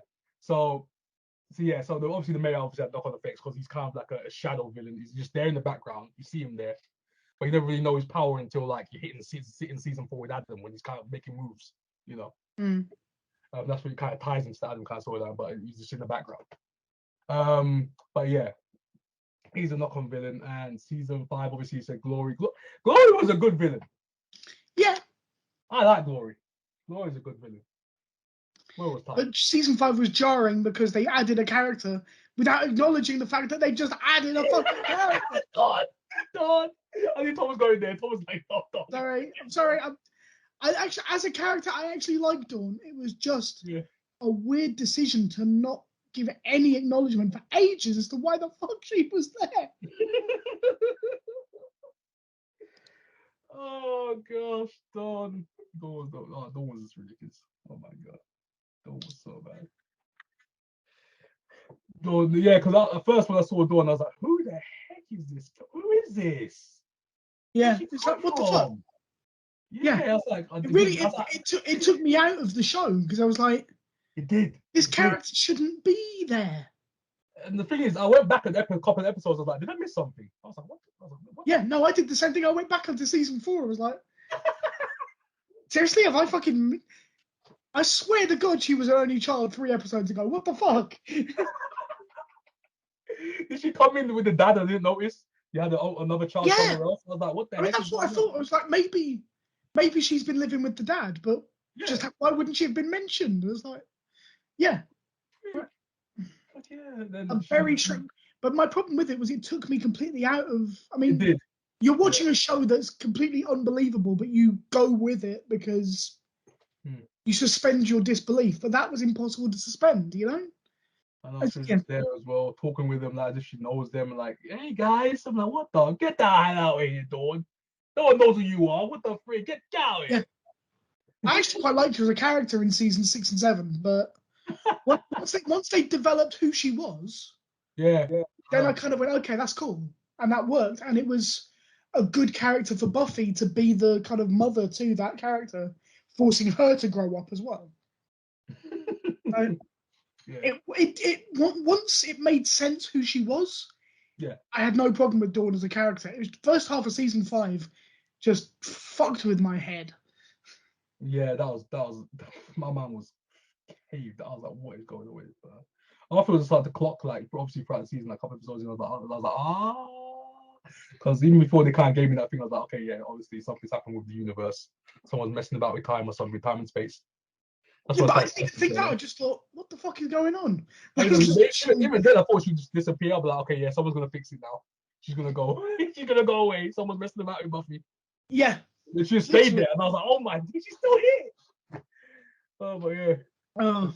Yes. that was kind of weird. It was hard. Dawn was a tough character to kind of get used to. So who do we? So season 6 had quite a lot of bad guys in it. Obviously, it had the trio of geniuses, the supervillains. But I suppose the biggest baddie in the whole of season 7 is actually Willow. Yes, yeah. She's kind of the big bad. Season 6 is Willow. Season 6 is Willow. She's the villain. She's the main villain. She almost destroys the world. She almost kills the world. So yeah, she's the main villain. Ben, you're on mute. Ben, you're muted. Hello. That's why like this. And then suddenly I realised that you were speaking. And that's why I was like, I didn't say it, but I was like, you're on mute. I was like, how long have I been silent for? I don't know, 4 or 5 minutes. Oh, right. So I've been saying things. I was adding stuff to what you guys were saying. I thought, right, okay. You probably thought we were just ignoring you. No, that's what I'm saying. No, I thought you listened and was like, cool, I'm going to keep talking, which is fine. I thought you guys. I was like, no. Sorry about that, Ben. Okay. Yeah. I was gonna say afterwards. I was like, "Oh, you're mute," and then Ben didn't see me. I thought he saw me. And then I haven't missed anything at the moment. So, I'm just going to talk about Buffy's mother. Okay, yeah, go for it. Joyce. I'm just trying to get through as many main characters as possible and giving them 5 minutes. I love her. Joyce's mum is amazing. She had sex with Giles. That's just like her main character point. God, that is a great point.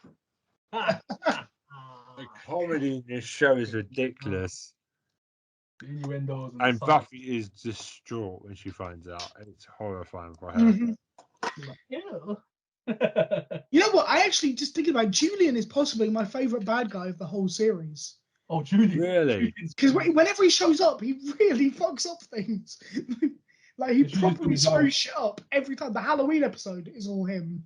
That one where he'll become youthful again is all him. It's like... I remember when he turns Giles into a demon. Yeah, oh god, yeah, that's fucking hilarious. Yeah. He's in the car with Spikes. Spikes just driving him around in the car. And he goes to see that woman, the teacher, and goes to scare her. And he goes in the car, yeah, let's go. Funny. Giles is funny, bro. That was funny. Yeah, no, Giles the demon was fucking hilarious. Oh god. Oh, that was funny.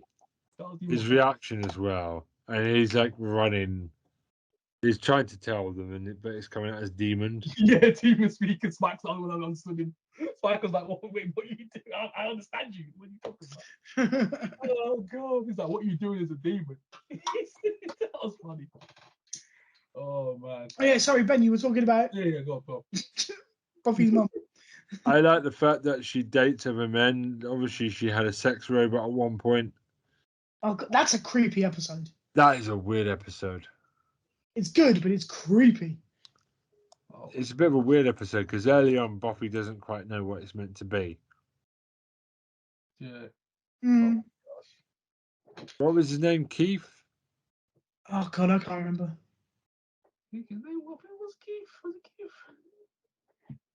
Brilliant. The guy who played him was a brilliant actor.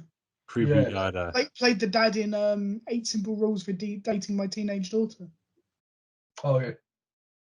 Because that was the one where they had to rewrite the script because he died mid-season. The actual actor Yeah, I remember that. Yeah. died in the middle of a season. Yeah. Yeah. That was a But he was a very good actor. He also played JD's dad in Scrubs. Oh yeah, he was. I forgot about that. Oh my gosh. Yeah, man. Remember that guy. Good actor, good guy. Joyce. Joyce, I've got a sex penis bigger than Troy's when it's about talking about witches. You could do a lightsaber battle with him. What? Ben, what is your fucking obsession? I don't know. I am the weird one today. I'm always. What is going on? Troy could totally batter him with his. I think I fancy Troy for that. Even robotic penises can get destroyed. Anyway. I would just like to point out that I have absolutely no idea about Troy's penis, and I've no desire. Neither do I, but it's fun to speculate. Anyway. Oh,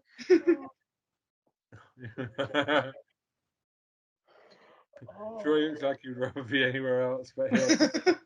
Can you blame him? Go, gadget dick. Go, third leg. Sorry. He's gone. He's gone. It's gone. Troy the tripod salmon. Podcast. It's gone off the rails again. I love this podcast. Right. I mean, the script writing quickly, and Troy's gone. Yeah, we've lost Troy. I'm just going to say some of these names. Stephen DeWright. Stephen DeWright. Jane Epperson. Mhm. Is Troy still with us? Troy is still. Yeah. Drew Goodguard. Drew Greenberg. David Greenwell. Marty Nixon. What are your favourite shows of these people that they've done? Because that's quite a big gallery of people there who have gone into bigger things. Difficult, man.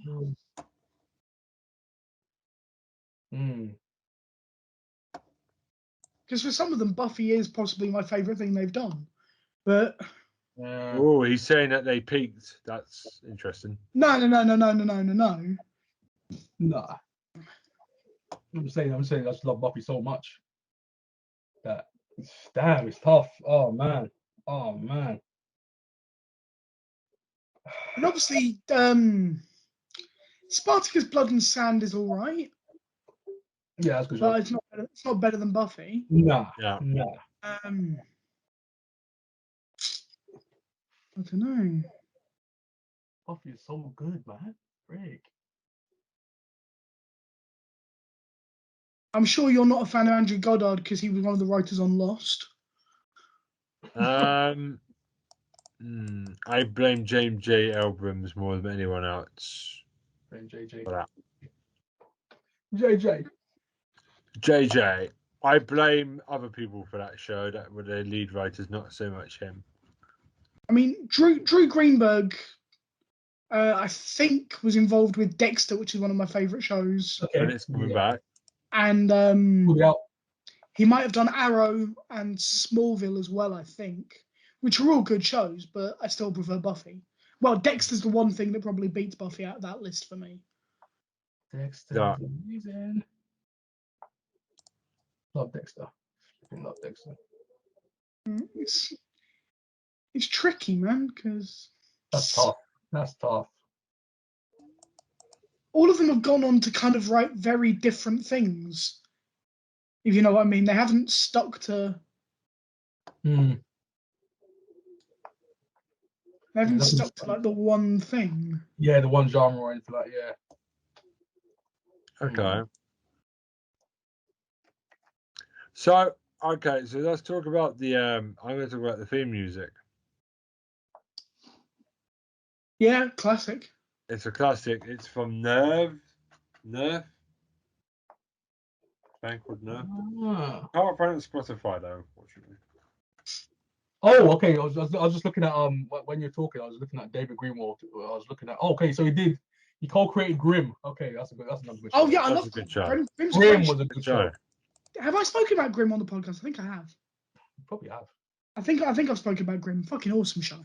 Grimm is a good show. Oh my days, so good. I met the guy as well. Nicholas, the main character. I met him at a Comic Con one time. Oh wow. Nice guy. Me and Tisha and my little sister had a picture of him. So, yeah. Cool.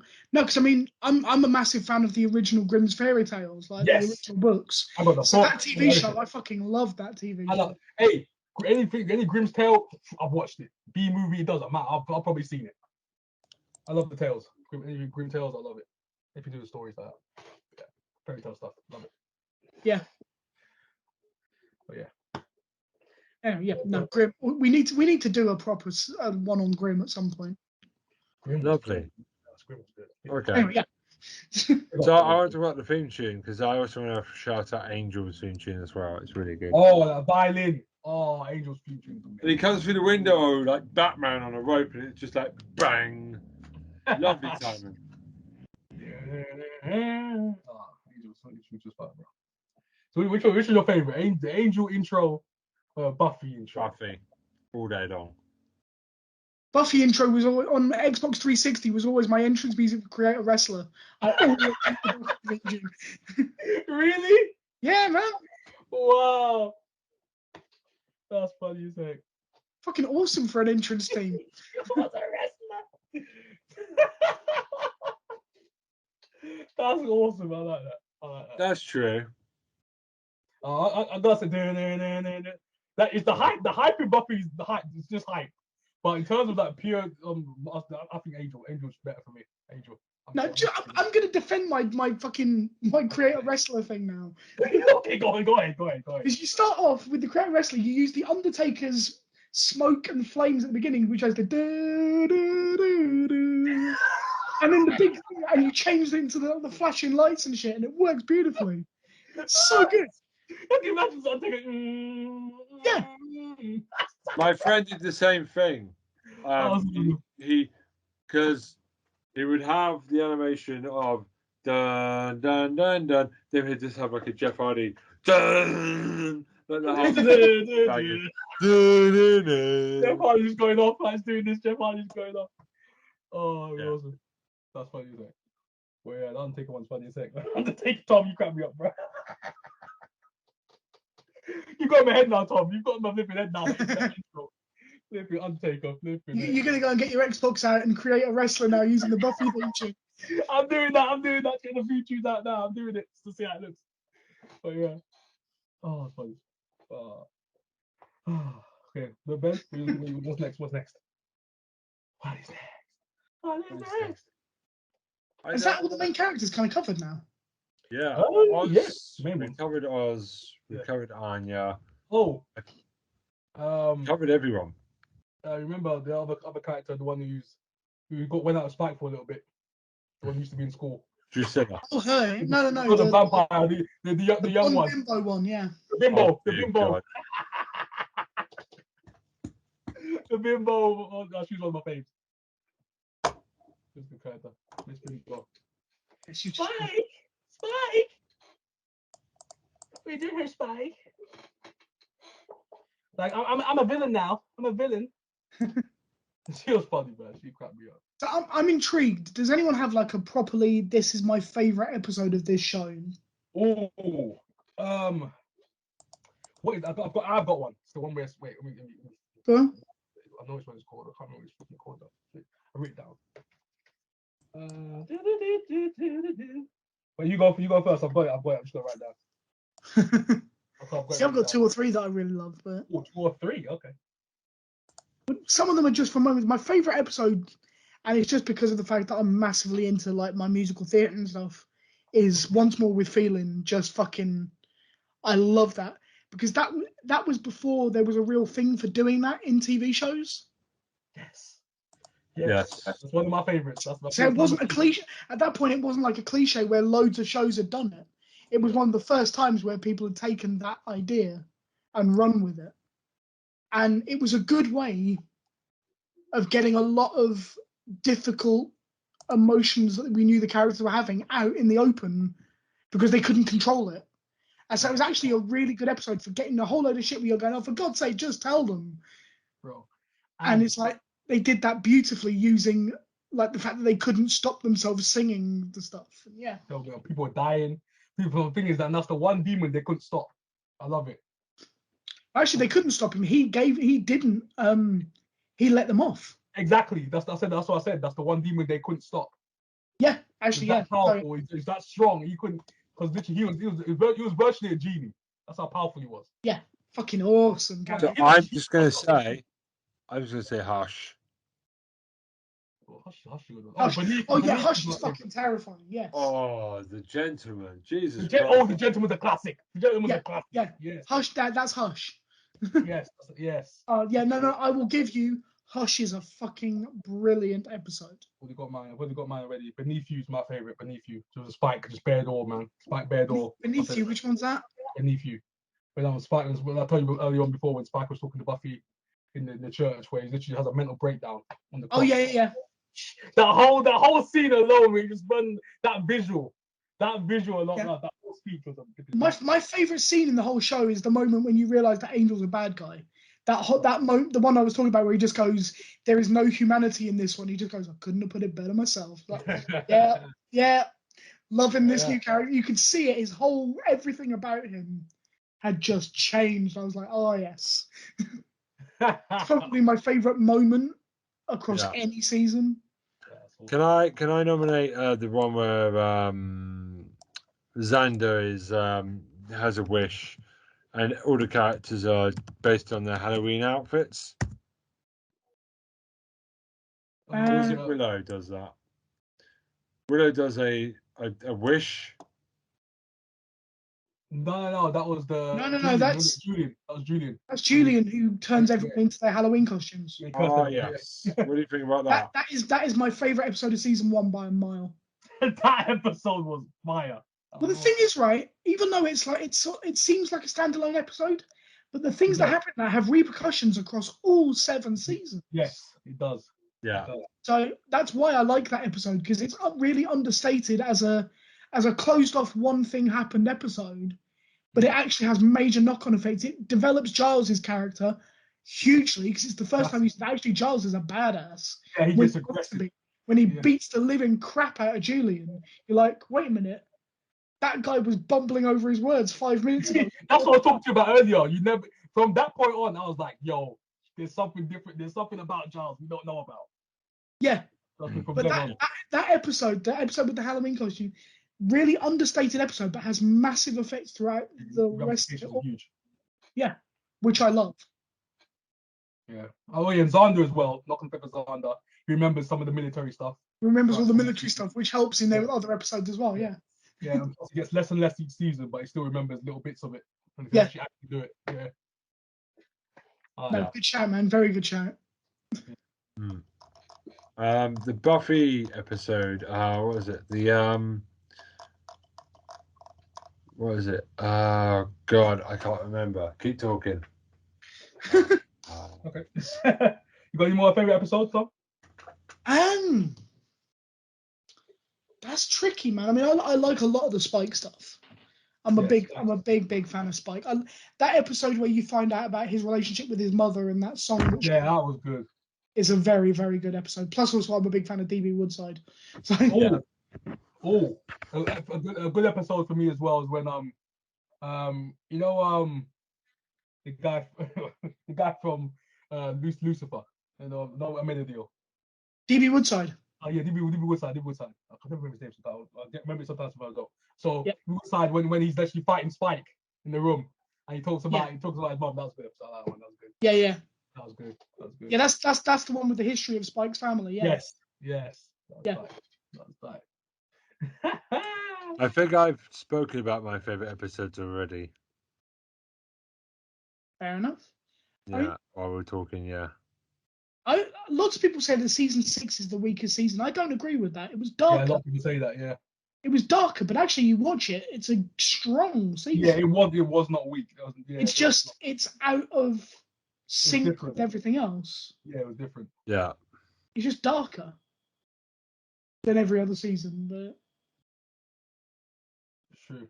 Yeah. It was more human than the rest of the episode. Everything was more supernatural based. That was just kind of humans can do bad things too, Jay. That's basically what the plot of that season was. True enough. Humans can do much worse things than the supernatural sometimes. Simple bullet, end someone. That's it. All that magic you know. And you can't defend that against a bullet. So I'm gonna say sometimes you never see it coming. Yeah. Simple as that. Dead on the spot. Yeah. So, yeah. Which is weird. That's why I think it was a powerful scene. Like the bullets can just stop you, like literally bullet. All that magic, hey, they ain't gonna do a damn thing against the actual gun, sometimes. I was flayed Warren. Oh my days, that was mad. Flayed him. Can we talk about the episode where we follow Jonathan and it's about him? Oh, he's a hero. Yeah. Oh gosh. Because that is for me, that's the thing. Because if we follow it from his side, and it's just a hilarious episode, so I just want that to be spoken about because it is really, really, really funny. And Buffy can't kill any vampires. Oh my god. I could have killed him. No, don't worry about it. I've got it. No, Jonathan's out here just like killing all these vampires and it's funny as heck. Signing autographs in movies and that and billboards. That's funny. Oh dear. Sure. Tom's just like, oh no. Tom's just like, oh jeez. Tom's just like, take me away from this Yeah, place. like, take me away from this episode, please. Right, well, I think we're done then. Oh, Are we done? Oh. Yeah, I think we covered most things. Yeah. I can't think of many things we haven't covered. Favorite death? Favorite death? Ooh. Favorite death.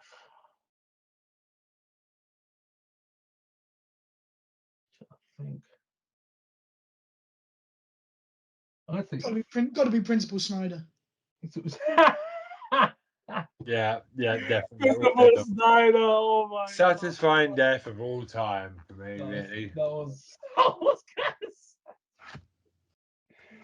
Oh. Also, most satisfying death, I said a little boy, man. That flipping prophet, man. I had to get over him. I was like, oh my days, that boy. That was more satisfying for me as well. I remember once I said to my teacher, because I just finished school when that season aired, like, I will Princess Snyder you. I don't like you. He watched the show. He absolutely understood what I meant. I wish you get Principal Snyder, boy. I was a lovely child. Man, you savage. I am a savage. I'm an arsehole. You knew this. You start this podcast with me. I don't know why I'm surprised at this predicament or this outcome now. Definitely not. So it is one of the all-time great shows. Definitely. It will always be one of my favorite shows of all time. And I don't really care for shit about the reboot. Don't do it. Just watch the original. Yeah, they kind of in the middle of they're going to do a reboot or like a sequel. They think they're in the middle of it. Yeah, don't do it. Don't do it because it'll be shit. Like, it'll be woke. I mean, I can imagine it already. It'll be woke. It'll be crap. It'll make me want to start swearing at people. Do we really need a sequel? Sequel? No, we don't need them. I wouldn't mind them doing another series with the original cast. It's like 20 odd years on, but yeah, if you see like little stuff from that, yeah. So if they do stuff like that, then yeah, sprinkled throughout the show, then maybe. I'll probably watch it, even though I don't think we need it. But I think if they do it, I'll watch it for sure. Obviously, I'm kind of a fan. But if they do what Tom was saying before, it's like obviously sprinkled throughout the season, maybe just have a good base for the show. If they have a good base for the show, I'll enjoy it. I'll enjoy it. But I don't want it to be... good script writing. That's all I ask. It's good script writing. That's all I ask for sequel. Yeah, I don't want it to be some flipping. I don't want it to be some political PC thing. like there has been so much recently in other shows. Yeah, and you know they're gonna do that the hell out of a Buffy show. Yeah, and that show, I hope it gets cancelled immediately if it does, because people won't stand for it now. Yeah, man, it's pretty tough, man. You know they will not resist the urge to do that, especially in the Buffy show. They're not going to be able to resist. So that's my fear of that show. If it ever airs, that's my fear of that. It's been in development hell forever, so I don't think it will happen. So that's good. But you never know, because you know Hollywood loves to do the old stuff again and again and again and again and again, because they can't think of any original ideas. Anyway, so we will come back to that one day if it ever happens. Yeah. Right, so we have an email address, squareeyesyndrome at podcast@gmail.com. If you want to send us your where are you emails and everything. Tomorrow, well, actually, we're recording this on a Wednesday, so tomorrow, House of Animation should be up before this episode. Hope you're all glad that it's back. Yeah, we've taken a little break. We're back now. We're not going to take another break again. That's all good. Troy, where can they find you? Oh yes, Legend of Old 101 on YouTube. Yes. Well, Troy hasn't uploaded in a while. Is everything okay? Oh, me, busy as heck, flipping busy, crazy, busy as heck. But no, it's coming. All right, that means that but I can translate that for you if you don't speak Troy. He's been masturbating. It's okay. It's fine. What the hell? What the hell? No. 10-foot cock. It's fine. There's also Tara, and Alex's stuff is in the link below. Troy's dead. We will not get him back. Go check it out. Go follow them and support them. And Tom doesn't do any of that stuff. Tom is a nomad. He doesn't give a shit. Tom does this podcast and works for a living. That's what he does. That's it. Tom does not need to publicize himself. Tom's like, I work for a living. Leave me alone, damn it. So we're back next week. We should have Helen, Tara, and Alex next week. It's a triple header. Jeez. Well, it was meant to be this week, but obviously we missed last week, so we had to get the Buffy special out. It's at childbirth. It's been a late baby. We finally got it out after bonfire. Brilliant. I had a joke about fireworks in my pants last week, which we can't use because of Buffy's short skirt. Had to throw that one out. Yeah, great timings because we couldn't. But hey, we got it done. It's over the line. It's finished. This is a 2-hour podcast. I'm done. That's it. We're finished. So it's goodbye for me. Bye for me. Bye for me. You can stick that steak up your ass. Banging and banging. Just sounds like a slut. Troy, you're a slut. Put your dick away. I told you 5 times.